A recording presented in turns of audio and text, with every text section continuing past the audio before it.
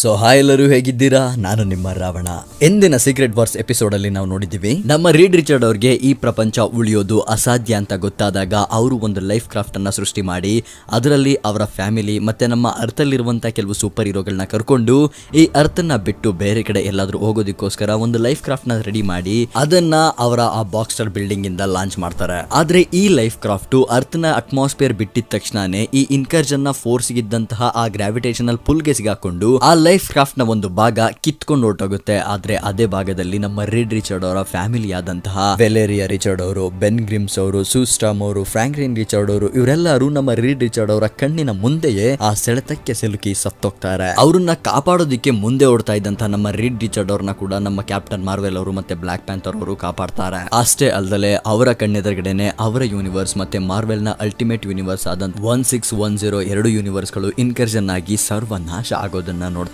ಇದೆಷ್ಟು ಹಿಂದಿನ ಎಪಿಸೋಡ್ ಅಲ್ಲಿ ನಾವು ನೋಡಿದಂತಹ ಘಟನೆ. ಈಗ ಮುಂದಿನದ್ದು.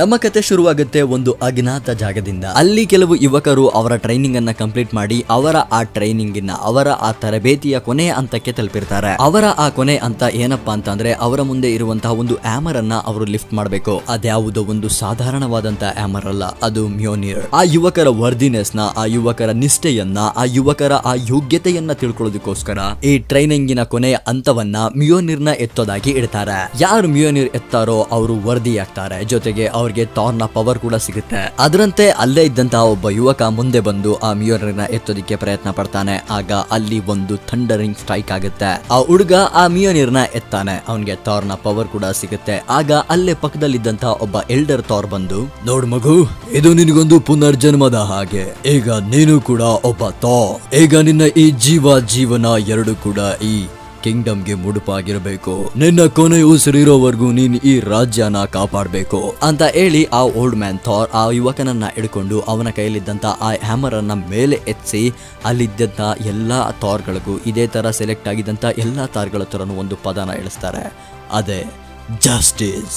ಆ ಸಭಾಂಗಣದಲ್ಲಿದ್ದಂತ ಎಲ್ಲಾ ಥಾರ್ಗಳು ಕೂಡ ತುಂಬಾ ಜೋರಾಗಿ ಅವರ ಹ್ಯಾಮರ್ ನ ಎತ್ತಿ ಜಸ್ಟಿಸ್ ಅಂತ ಕೂಗ್ಕೋತಾರೆ. ಈ ಟ್ರೈನಿಂಗ್ ರೂಮ್ ಇಂದ ತುಂಬಾ ದೂರ ಇರುವಂತಹ ದ ಕಿಂಗ್ಡಮ್ ಆಫ್ ಯುಟೋಪೋಲಿಸ್ ಅನ್ನುವಂತ ಒಂದು ಜಾಗಕ್ಕೆ ಒಂದು ಹೈಲಿ ಅಡ್ವಾನ್ಸ್ಡ್ ಆಗಿರುವಂತಹ ಶಿಪ್ ಬರುತ್ತೆ. ಆ ಶಿಪ್ ಆ ಯುಟೋಪೋಲಿಸ್ ಅನ್ನುವ ಜಾಗದಲ್ಲಿ ಬಂದು ನಿಂತ್ಕೊಳ್ಳುತ್ತೆ. ಅದರೊಳಗಡೆಯಿಂದ ಅಲೆಕ್ಸ್ ಪವರ್ ಅನ್ನುವಂತ ಒಬ್ಬ ವ್ಯಕ್ತಿ ಹೊರಗಡೆ ಬರ್ತಾನೆ. ಅಲೆಕ್ಸ್ ಪವರ್ಸ್ ಅಲ್ಲಿ ಯಾವುದೋ ಒಂದು ಕಾರ್ಯನ ಶೋಧನೆ ಮಾಡೋದಕ್ಕೆ ಬಂದಿರ್ತಾನೆ. ಅಲ್ಲಿರುವಂತಹ ಜನರು ನಮ್ಗೆ ಯಾವುದೋ ಒಂದು ಅಜ್ಞಾತವಾದಂತಹ ತುಂಬಾ ಕುತೂಹಲಕಾರಿಯಾದಂತಹ ಒಂದು ವಸ್ತು ಸಿಕ್ಕಿದೆ ಅಂತ ಹೇಳಿ ಅವನ್ನ ಕರ್ಸ್ಕೊಂಡಿರ್ತಾರೆ. ಅದಕ್ಕೆ ಬಂದಂತ ಅಲೆಕ್ಸ್ ಅಲ್ಲಿನ ಜನರು ಹೇಳಿದಂತೆ ಅಲೆಕ್ಸ್ ಆ ಕೆರೆಯ ಆಳಕ್ಕೆ ಇಳಿತಾನೆ. ಆ ಕೆರೆಯ ಆಳಕ್ಕೆ ಹೋಗ್ತಾ ಹೋಗ್ತಾ ಅವನ್ಗೆ ಅಲ್ಲಿನ ಗ್ರಾವಿಟೇಷನಲ್ ಫೋರ್ಸ್ ಬದಲಾಗ್ತಾ ಇರೋದು ಫೀಲ್ ಆಗುತ್ತೆ. ಹಾಗೆ ಆಳಕ್ಕೆ ಹೋಗ್ತಾ ಹೋಗ್ತಾ ಅವನು ಬೇರೊಂದು ಜಾಗಕ್ಕೆ ಬಂದು ತಲುಪ್ತಾನೆ. ಆ ಜಾಗ ಎಷ್ಟು ಭಯಾನಕವಾಗಿತ್ತು ಅಂತಂದ್ರೆ ಅದು ಸಂಪೂರ್ಣವಾಗಿ ನೈಸರ್ಗಿಕವಾಗಂತೂ ಸೃಷ್ಟಿಯಾಗಿರ್ಲಿಲ್ಲ, ಅದನ್ನ ಯಾರೋ ಒಬ್ಬ ಮನುಷ್ಯ ಸೃಷ್ಟಿ ಮಾಡಿದ್ದ. ಯಾಕಂದ್ರೆ ಅಲ್ಲಿ ಎಷ್ಟು ದೊಡ್ಡ ದೊಡ್ಡ ಶವಗಳು ಬಿದ್ದಿದ್ವು ಅಂತ ಅಂದ್ರೆ ಅದನ್ನ ನೋಡಿ ಅಲೆಕ್ಸ್ ಒಂದು ಕ್ಷಣ ದಂಗಾಗಿ ಹೋಗ್ತಾನೆ. ಅದ್ರ ಜೊತೆ ಅವರ ಫ್ರೆಂಡ್ ಅನ್ನ ಕರ್ಕೊಂಡು ಮುಂದೆ ಹಾಗೆ ಆ ಜಾಗನ ಅನ್ವೇಷಣೆ ಮಾಡ್ಕೊಂತ ಹೋಗ್ತಾ ಇರ್ತಾನೆ. ಕೊನೆಗೂ ಅವನು ಹುಡುಕ್ತಾ ಇದ್ದಂತ ಆ ಒಂದು ವಸ್ತು ಅವನಿಗೆ ಸಿಗುತ್ತೆ. ಅದು ಬೇರೆ ಏನು ಅಲ್ಲ, ಅದೇ ನಮ್ಮ ಲೈಫ್ ಕ್ರಾಫ್ಟ್. ಮತ್ತೆ ಇಲ್ಲಿ ಆ ವಯಸ್ಸಾದಂತಹ ಥಾರ್ ಇದ್ರಲ್ಲ, ಅವರು ಆ ಹುಡುಗ ಥಾರ್ ಆಗಿದ ತಕ್ಷಣ ಅವನಿಗೆ ಆ ಇಡೀ ಸಂಪೂರ್ಣವಾದಂತ ರಾಜ್ಯನ ತೋರಿಸ್ತಾರೆ. ಅವನಿಗೆ ಅವ್ರು ಹೇಳ್ತಾರೆ ಈ ಕಿಂಗ್ಡಮ್ ನ ಅವರ ದೇವರು ಅವರಿಗೆ ಸೃಷ್ಟಿ ಮಾಡಿಕೊಟ್ಟಿದ್ರಂತೆ. ಅದರ ಜೊತೆ ಈ ಅನಂತವಾದಂತ ನಮ್ಮ ಬ್ರಹ್ಮಾಂಡದಲ್ಲಿ ಇದೇ ತರ ಸುಮಾರು ಸಹಸ್ರಾರು ಕಿಂಗ್ಡಮ್ ಗಳಿದಾವೆ ಅಂತ ಅವನಿಗೆ ತಿಳಿಸ್ತಾ ಇದ್ದಾರೆ. ಇಂಥದ್ದೇ ಒಂದು ರಾಜ್ಯವಾದಂತ ಅವೆಲಾನ್ ಅಲ್ಲಿ ಕ್ಯಾಪ್ಟನ್ ಬ್ರಿಟೈನ್ ರಾಜ್ಯಭಾರನ ನಡೆಸ್ತಾ ಇದ್ದಾರೆ ಅಂತ ಹೇಳ್ತಾರೆ. ಅದೇ ಸಮಯಕ್ಕೆ ಅವರು ಕೂಡ ಒಂದು ರಾಜ್ಯಕ್ಕೆ ಹೋಗ್ಬೇಕಾಗಿರುತ್ತೆ. ಅದಕ್ಕೆ ಆ ಯಂಗ್ ಥಾರ್ ಇದ್ನಲ್ಲ, ಅಂದ್ರೆ ಹೊಸದಾಗಿ ಥಾರ್ ಆಗಿದ್ನಲ್ಲ, ಅವನ್ನ ಕರ್ಕೊಂಡು ಆ ಓಲ್ಡ್ ಕಿಂಗ್ ಥಾರ್ ಆ ರಾಜ್ಯಕ್ಕೆ ಓಡ್ತಾರೆ. ಆ ರಾಜ್ಯದ ಹೆಸರು ದ ಬಾರ್ ಸಿನಿಸ್ಟರ್. ಈ ಬಾರ್ ಸಿನಿಸ್ಟರ್ ಅಂತ ಹೆಸರು ಕೇಳಿದ ತಕ್ಷಣ ನಿಮಗೆ ಗೊತ್ತಾಗಿರಬಹುದು ಆ ರಾಜ್ಯವನ್ನ ಯಾರು ರಾಜ್ಯಭಾರ ಮಾಡ್ತಾ ಇದ್ದಾರೆ ಅಂತ. ಹೌದು, ಸಿನಿಸ್ಟರ್. ಮಿಸ್ಟರ್ ಸಿನಿಸ್ಟರ್ ಅವರೇ ಆ ರಾಜ್ಯದ ರಾಜ್ಯಭಾರ ಮಾಡ್ತಾ ಇದ್ದಾರೆ. ಅಲ್ಲಿಗೆ ಬಂದಂತಹ ನಮ್ಮ ಥಾರ್ಗಳು ಆತನನ್ನ ಬಂಧಿಸೋದಿಕ್ಕೆ ಬಂದಿದ್ದಾರೆ. ಯಾಕಂದ್ರೆ ಆ ಸಿನಿಸ್ಟರ್ ಮಾಡ್ತಾ ಇರುವಂತಹ ಕೆಲಸಗಳು ತುಂಬಾ ಕ್ರೈಮ್ ಆಗಿದಾವೆ, ಅವನು ಮಾಡ್ತಾ ಇರೋದಲ್ಲ ಅಪರಾಧನೆ. ಅದರಿಂದ ಆತನ್ನ ಅವರು ಬಂಧಿಸೋದಿಕ್ಕೆ ಬಂದಿದ್ದಾರೆ. ಆಗ ಸಿನಿಸ್ಟರ್ ಅವರು ಅವರ ಥ್ರೋನ್ ಮೇಲಿಂದ ಎದ್ದು ಆ ಥಾರ್ಗಳ ಮುಂದೆ ಬಂದು ನಾನಿಷ್ಟು ಸುಲಭವಾಗಿ ನಿಮ್ ಜೊತೆ ಬರೋನಲ್ಲ ಅಂತ ಹೇಳ್ತಾರೆ. ಅದಕ್ಕೆ ಕೋಪ ಮಾಡ್ಕೊಂಡಂತ ನಮ್ಮ ಥಾರ್ಗಳು ಅವರ ಥಂಡರ್ ಸ್ಟ್ರೈಕ್ ಇಂದ ಅವನನ್ನ ಅಲ್ಲಿಂದ ಮಾಯ ಮಾಡ್ಕೊಂಡು ಕರ್ಕೊಂಡು ಹೋಗ್ಬಿಡ್ತಾರೆ. ಮತ್ತೆ ಇಲ್ಲಿ ಕಿಂಗ್ಡಮ್ ಆಫ್ ಯುಟೋಪೋಲಿಸ್ ಅಲ್ಲಿ ಅಲೆಕ್ಸ್ ಪವರ್ಸ್ ಆ ಲೈಫ್ ಕ್ರಾಫ್ಟ್ ನ ನೋಡಿದ ತಕ್ಷಣ ಕೆಲವು ಥಾರ್ಗಳನ್ನ ಅಲ್ಲಿಗೆ ಕರ್ಸ್ಕೊಂಡಿದ್ದ. ಯಾಕಂತಂದ್ರೆ ಆ ಥಾರ್ಗಳು ಅದನ್ನ ಅನ್ವೇಷಣೆ ಮಾಡ್ಲಿ ಅಂತ.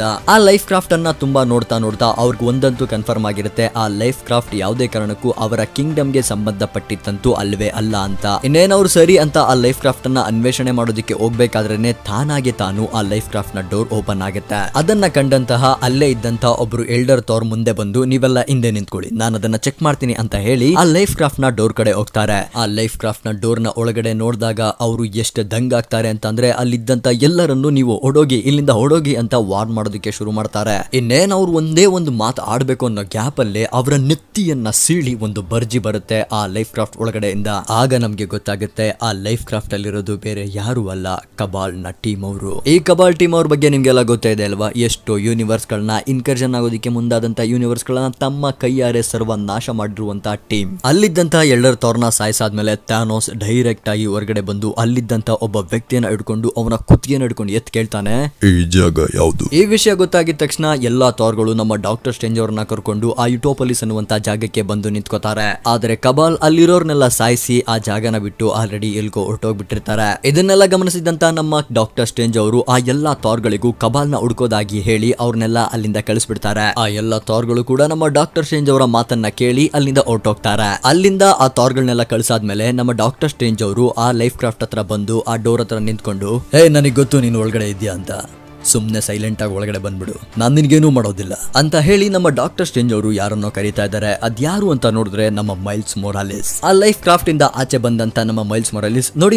ನಾನು ಯಾರ ಹತ್ರನೂ ಫೈಟ್ ಮಾಡೋದಿಕ್ ಬಂದಿಲ್ಲ, ದಯವಿಟ್ಟು ನನ್ನ ಕ್ಷಮಿಸಿ, ನಾನು ಪೀಸ್ ಆಗಿ ಇಲ್ಲಿ ಬಂದಿದ್ದೀನಿ. ಅದಕ್ಕೆ ನಮ್ಮ ಡಾಕ್ಟರ್ ಸ್ಟ್ರೇಂಜ್ ಅವ್ರು ಮೈಲ್ಸ್ ಹೇಳ್ತಾರೆ, ನೀನೇನ್ ತಲೆ ಕೆಡಿಸ್ಕೊಂಬೇಡ, ನಾನ್ ನಿನ್ಗೇನು ಮಾಡೋದಿಲ್ಲ, ಬಾ ಅಂತ ಕರೀತಾರೆ. ಅದಕ್ಕೆ ನಮ್ಮ ಡಾಕ್ಟರ್ ಸ್ಟ್ರೇಂಜ್ ಅವ್ರು ಕೇಳೋದು ಒಂದೇ ಪದ, ನೀನು ಈ ಲೈಫ್ ಕ್ರಾಫ್ಟ್ ಒಳಗಡೆ ಹೇಗ್ ಬಂದೆ ಅಂತ. ಅದಕ್ಕೆ ನಮ್ಮ ಮೈಲ್ಸ್ ಮೊರಾಲಿಸ್ ಹೇಳ್ತಾನೆ, ನನಗೆ ಅದ್ರ ಬಗ್ಗೆ ಎಲ್ಲ ಗೊತ್ತಿಲ್ಲ, ಆದ್ರೆ ನಾನ್ ಕೊನೆಯದಾಗಿ ಏನ್ ನೋಡಿದ್ದೆ ಅಂತಂದ್ರೆ 2 ಅರ್ಥಗಳು ಒಂದಕ್ಕೊಂದು ಇನ್ಕರ್ಷನ್ ಆಗ್ತಾ ಇದ್ವು ಅಂತ ಹೇಳ್ತಾನೆ. ನಮ್ಮ ಮೈಲ್ಸ್ ಮೊರಾಲಿಸ್ ಆತರ ಹೇಳಿದ್ದನ್ನ ಕೇಳಿಸ್ಕೊಂಡಂತ ನಮ್ಮ ಡಾಕ್ಟರ್ ಸ್ಟ್ರೇಂಜ್ ಅವರು ಎಷ್ಟು ಗಾಬರಿ ಆಗ್ತಾರೆ ಅಂತಂದ್ರೆ ಅವರ ಮಾಯಲ್ಲಿ ಶಬ್ದಗಳೇ ಹೊರಡ್ತಾ ಇಲ್ಲ. ಆಗ ನಮ್ಮ ಡಾಕ್ಟರ್ ಸ್ಟ್ರೇಂಜ್ ಅವರು ನಮ್ಮ ಮೈಲ್ಸ್ ಮೊರಾಲಿಸ್ ನ ಕೇಳ್ತಾರೆ, ಇಷ್ಟು ಹಳೆಯದಾದ ವಿಚಾರವನ್ನ, ಇಷ್ಟು ಪುರಾತನವಾದಂತ ವಿಚಾರವನ್ನ ನೀನ್ ಈಗ್ಲೂ ಹೇಗೆ ನೆನ್ಪಿಟ್ಕೊಂಡಿದ್ಯಾ ಅಂತ ಕೇಳ್ತಾರೆ. ಅದಕ್ಕೆ ನಮ್ಮ ಮೈಲ್ಸ್ ಮೊರಾಲಿಸ್ ಏನಾದ್ರು ಹೇಳೋದಕ್ಕಿಂತ ಮುಂಚೆನೆ ನಮ್ಮ ಡಾಕ್ಟರ್ ಸ್ಟ್ರೇಂಜ್ ಅವರು ಅವರ ಇಡನ್ ಐಲ್ಯಾಂಡ್ ಅಗಾಮಟೋಗೆ ನಮ್ಮ ಮೈಲ್ಸ್ ಮೊರಾಲಿಸ್ ನ ಕರ್ಕೊಂಡು ಹೋಗ್ಬಿಡ್ತಾರೆ. ಈ ಐಲ್ಯಾಂಡ್ ಅನ್ನ ನಮ್ಮ ಡಾಕ್ಟರ್ ಸ್ಟ್ರೇಂಜ್ ಅವರೇ ಸೃಷ್ಟಿ ಮಾಡಿರೋದ್ರಿಂದ ಇದು ಇಡೀ ಪ್ರಪಂಚಕ್ಕೆ ಕಾಣದ ಹಾಗೆ ಗೌಪ್ಯವಾಗಿರುತ್ತೆ. ಅಲ್ಲಿಗೆ ಬಂದಂತ ನಮ್ಮ ಡಾಕ್ಟರ್ ಸ್ಟ್ರೇಂಜ್ ಅವರು ನಮ್ಮ ಮೈಲ್ಸ್ ಮೊರಾಲಿಸ್ಗೆ ಹೇಳ್ತಾರೆ, ಅವ್ರ ಹತ್ರನೂ ಕೂಡ ಅವರದ್ದೇ ಆದಂತಹ ಕೆಲವು ಸೀಕ್ರೆಟ್ ಗಳು ಇದಾವೆ ಅಂತ. ಹಾಗೆ ಅವರು ಸ್ವಲ್ಪ ಮುಂದೆ ಹೋಗಿ ಅಲ್ಲಿದ್ದಂತಹ ಕೆಲವು ಕಂಪ್ಯೂಟರ್ ನ ಬಟನ್ ಗಳನ್ನ ಪ್ರೆಸ್ ಮಾಡ್ತಾರೆ.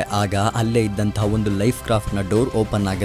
ಆ ಲೈಫ್ ಕ್ರಾಫ್ಟ್ ನ ಡೋರ್ ಓಪನ್ ಆಗಿದ ತಕ್ಷಣ ಅದರಿಂದ ನಮ್ಮ spider man, star lord, captain Marvel ಮತ್ತೆ ನಮ್ಮ ಲೇಡಿ ಥಾರ್ ಆದಂತಹ ಜೇನ್ ಫಾಸ್ಟರ್ ಅವರು ಹೊರಗಡೆ ಬರ್ತಾರೆ. ಅಷ್ಟೇ ಅಲ್ದಲೆ ಆ ಲೈಫ್ ಕ್ರಾಫ್ಟ್ ಇಂದ ನಮ್ಮ ರೆಡ್ ರಿಚರ್ಡ್ ಅವರು ಮತ್ತೆ ನಮ್ಮ ಬ್ಲಾಕ್ ಪ್ಯಾಂಥರ್ ಅವರು ಕೂಡ ಹೊರಗಡೆ ಬರ್ತಾರೆ. ನಮ್ಮ ಪೀಟರ್ ಪಾರ್ಕರ್ ನಮ್ಮ ಮೈಲ್ಸ್ ಮೊರಾಲಿಸ್ ನ ನೋಡಿ ತುಂಬಾ ಖುಷಿಯಾಗಿ ಅವರಿಬ್ರು ಮಾತಾಡೋದಕ್ಕೆ ಶುರು ಮಾಡ್ತಾರೆ. ಆಗ ನಮ್ಮ ಕ್ಯಾಪ್ಟನ್ ಮಾರ್ವೆಲ್ ಅವರು ಮುಂದೆ ಬಂದ್ಬಿಟ್ಟು ನಮ್ಮ ಡಾಕ್ಟರ್ ಸ್ಟ್ರೇಂಜ್ ಅವರನ್ನ ಕೇಳ್ತಾರೆ, ಇಲ್ಲಿ ಏನ್ ನಡೀತಾ ಇದೆ, ಇಲ್ಲೆಲ್ಲ ಏನ್ ಆಗ್ತಾ ಇದೆ ಅಂತ ಕೇಳ್ತಾರೆ. ಯಾಕಂದ್ರೆ ಆ ಲೈಫ್ ಕ್ರಾಫ್ಟ್ ಅಲ್ಲಿ ಇದ್ದಂತ ಎಲ್ಲಾ ಮೆಂಬರ್ ಗಳಿಗೂ ಗೊತ್ತಿದ್ದಿತ್ತು ಇಷ್ಟೇ, ಅವರು ಕೊನೆಯದಾಗಿ ನೋಡಿದಿತ್ತು 2 ಅರ್ಥಗಳ ಇನ್ಕರ್ಷನ್. ಆಗ ನಮ್ಮ ಡಾಕ್ಟರ್ ಸ್ಟ್ರೇಂಜ್ ಏನಾದ್ರೂ ಹೇಳ್ಬೇಕು ಅಂತ ಅನ್ಕೋಬೇಕಾದ್ರೆ ಅದೇ ಲೈಫ್ ಕ್ರಾಫ್ಟ್ ಇಂದ ಫ್ಯೂನಿಕ್ಸ್ ಪವರ್ ಅಲ್ಲಿರುವಂತಹ ನಮ್ಮ ಸೈಕ್ಲಾಪ್ಸ್ ಕೂಡ ಹೊರ ಬರ್ತಾನೆ. ಆಗ ನಮ್ಮ ಡಾಕ್ಟರ್ ಸ್ಟ್ರೇಂಜ್ ಹೇಳ್ತಾರೆ, ನೀವೀಗ ನನ್ನ ಹತ್ರ ಕೇಳ್ಬೇಕಾಗಿರೋದು ನೀವ್ ಎಲ್ಲಿದ್ದೀರಾ ಅಂತ ಅಲ್ಲ, ಏನ್ ನಡೆದಿದೆ ಅಂತ ಅಲ್ಲ, ಅದು ಯಾವಾಗ ಆಗುತ್ತೆ ಅಂತ. ಯಾಕಂದ್ರೆ ನೀವು ಈ ಲೈಫ್ ಕ್ರಾಫ್ಟ್ ಅಲ್ಲಿ ತುಂಬಾ ಸಮಯದಿಂದ ಇದ್ದೀರಾ ಅಂತ ನಮ್ಮ ಡಾಕ್ಟರ್ ಸ್ಟ್ರೇಂಜ್ ಅವ್ರು ಹೇಳಿದಾಗ ನಮ್ಮ ಸ್ಟಾರ್ ಲಾರ್ಡ್ ಅವರು ಎಷ್ಟು ಸಮಯದಿಂದ ಇದ್ದೀವಿ ಅಂತ ಕೇಳ್ತಾರೆ. ಅದಕ್ಕೆ ಸ್ಟ್ರೇಂಜ್ ಹೇಳ್ತಾರೆ, ಸುಮಾರು 8 ವರ್ಷಗಳಿಂದ. ಆದ್ರೆ ಆ ಲೈಫ್ ಕ್ರಾಫ್ಟ್ ಇಂದ ಹೊರಗಡೆ ಬಂದಿದ್ದಂತ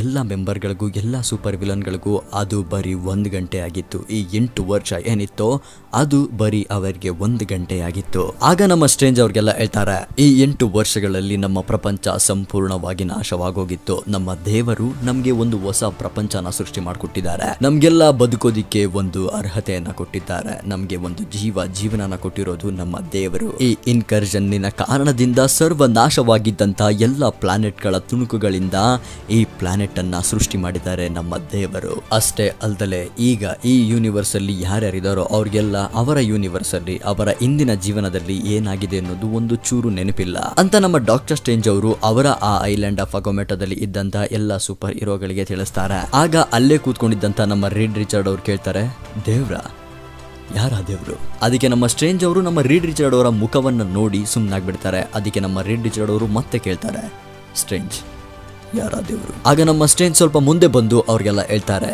ಈ ಯೂನಿವರ್ಸ್ ನ ಸೃಷ್ಟಿ ಮಾಡಿದಂತಹ ಆ ದೇವರು ನಮ್ಮೆಲ್ಲರ ದೇವರು ಯಾರು ಅಂತ ಅಂದ್ರೆ ದ ವಿಕ್ಟರ್ ವ್ಯಾನ್ ಡೂಮ್ ಅಂತ, ಅಂದ್ರೆ ನಮ್ಮೆಲ್ಲರ ಡಾಕ್ಟರ್ ಡೂಮ್. ಸೊ ಈ ಎಪಿಸೋಡ್ ನಿಮ್ಗೆ ಏನ್ ಅನ್ನಿಸ್ತು ಅನ್ನೋದನ್ನ ಕಮೆಂಟ್ ಮಾಡಿ ತಿಳಿಸಿ.